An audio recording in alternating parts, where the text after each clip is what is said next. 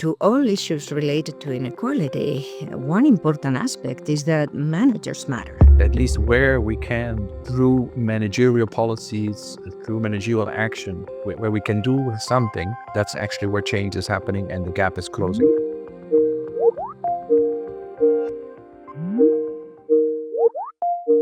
Maybe we just start, Marta, by just asking you the. So I've seen that you have studied questions of inequality. I've seen that it has led to several publications, and actually, my first question to you would simply be, why is this interesting? Why is this relevant? So, first off, thank you so much for your interest in the research topics that I'm addressing currently. And I'm delighted to speak about the recent research, although I have to acknowledge that for over 2 decades, we've been looking at issues of inequality, particularly with the angle of what to do to increase social inclusion, advancement for everyone in society, and the greater good of the common good of society, right? So that will be the main reason to look at it. So I understand inequality is for you a very relevant issue because it's important in society. It has to do a lot with fairness, justice. No? Certainly, also that's the way people perceive it. No? We're as human beings very sensitive to inequality, and in you connecting this now in your research also to what we can see at the level of organizations. So I understand it makes it on the one hand more easily observable now, and also to and maybe brings it closer also to businesses and leadership questions, because I understand there's also some discretion. No, so if we're talking about organizations, there's things we can do about the way we run organizations and the effect it may or may not have on inequality. And what do you think, or from your perspective, what are the most important findings then? So there are a number of findings, but just to address your prior point as well, and we can delve on it if there is time afterwards. Obviously, yes, I believe in the power of organizations. We are in business school, and businesses are, the contributors to economic markets, and also where leaders have decision-making power.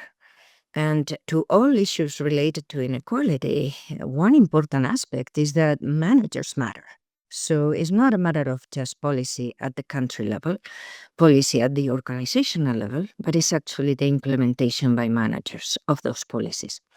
Now, addressing your second part of the question is, we've done studies that look at the gender wage gap and also at the industry differentials and what we call the great separation, which I think is a very interesting study to start with. What we observe is that over the past 30 years, in at least the 12 advanced economies that we have studied, the top 1% of earners in those countries tend to work increasingly in separate workplaces, firms, from the rest of the population, and especially from the bottom of the earning distribution in each country.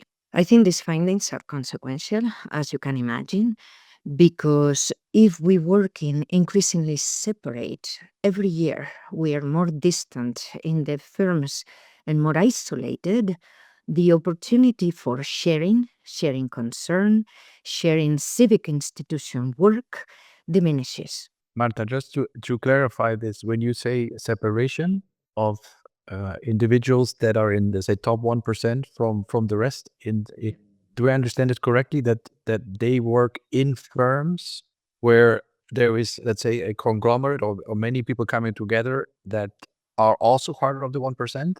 Exactly. So it's Thank you not for it's not that they're in the same firm and they separate inside the same firm. No, we start seeing a separation of industries or firms in the same industry.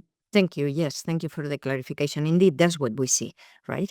So increasingly, those firms that have, say, high-skilled professionals are outsourcing the rest of the occupations to other firms.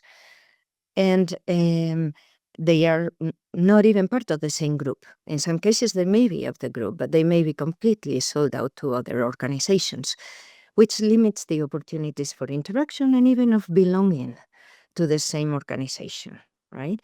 And this goes by skills, this goes by industries, say tech or finance, where you would find, or service organizations, where you find the high skilled professionals increasingly isolated from other occupational ranks and even like segregated in different companies.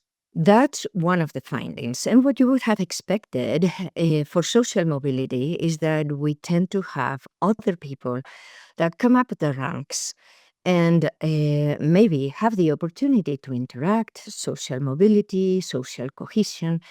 That's diminishing over time. So those groups are increasingly separated in firms, but also in a different study, they're increasingly separated in the residential areas.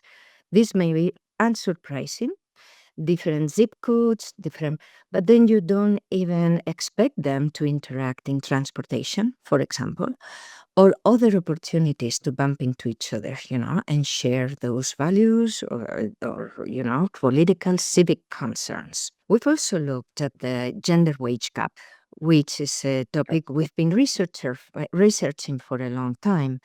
What we can look at now is we typically have assumed, and these were my earlier studies when data were not perfectly available, that people tend to be segregated by occupation. So then that men are more likely to work in highly paying sectors.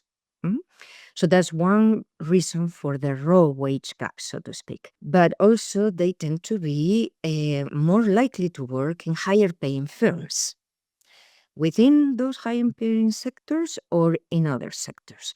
So that segregation into higher paying workplaces also accounts for part of the gender wage gap. And so the degree to which similarly qualified men and women with the same level of education, years of experience, tenure in the organization, age, etc., degrees, so human capital, broadly speaking, right? Work in the same job, in the same company, was hard to study because we lacked the organizational level job. Now, what we are able to observe is that half of the gender wage gap is indeed attributable to those differential earnings within the same job with the same worker characteristics. The good news is this calls for equal pay for equal work kind of policies.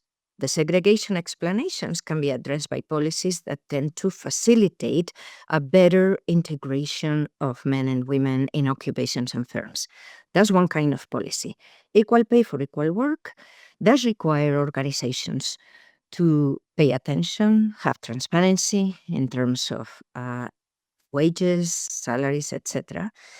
And the good news is that over the last, say, 10, 15 years, which is when we have data across those countries, in most of the countries, that not explainable gap is diminishing. So policies are working. We're getting close to our time limit here, but maybe before we close, because I think the gender pay gap is of tremendous concern and has been over the past years, no, for obvious reasons. If I understood correctly, what you are saying is that there's actually some progress to be reported, in the sense that at least where we can, through managerial policies, through managerial action, do where we can do something at the firm level, that's actually where change is happening and the gap is closing.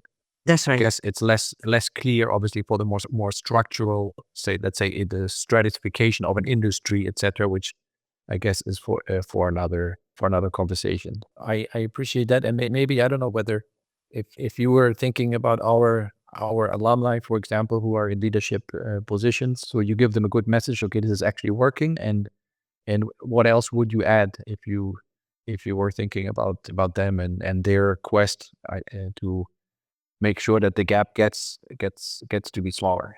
Managers, and particularly middle managers, but also the leaders setting the stage and leading by example, have an impact.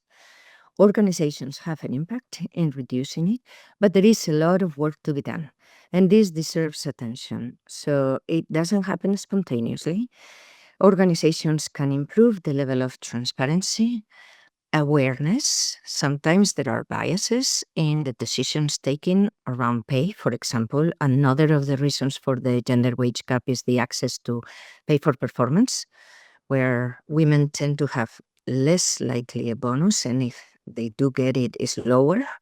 So if you pay attention to these kinds of policies, the improvement is noticeable. And if you want to, one, improve efficiency, because otherwise you're paying for the same amount of talent more to some people than others, you could actually adjust wages. So a matter of efficiency, a matter of retaining and hiring the good talent, because you would attract more highly competent women, likely, when people know that you are paying attention to these issues.